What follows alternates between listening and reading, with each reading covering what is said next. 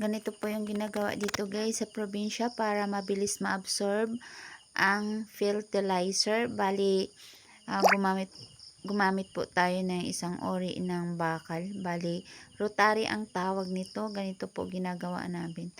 Hindi po ganun kadali gawin to guys, kasi kapag tinutulak mo siya, tapos pag wala masyadong tubig, masakit sa dibdib, hingal din, kasi kailangan mo din pumwersa ng malakas para maka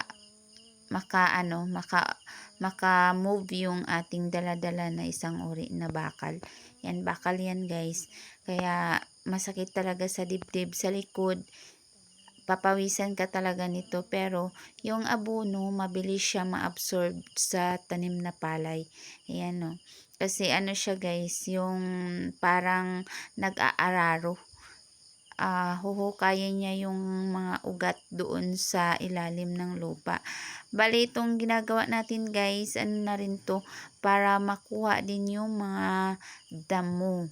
Ayan, after natin guys ginanyan, kailangan nating tanggalin yung mga damo, kasi medyo matigas yung ori ng lupa dito, kaya hindi siya yung kagaya ng malambot talaga, kaya mabilis siyang yung rotarihin, matigas siya, kaya yung natin, pang rotary natin is siya yung parang naanohan siya ng parang clay, kasi yung niya, yung lupa kapag walang tubig, kaya mahirap.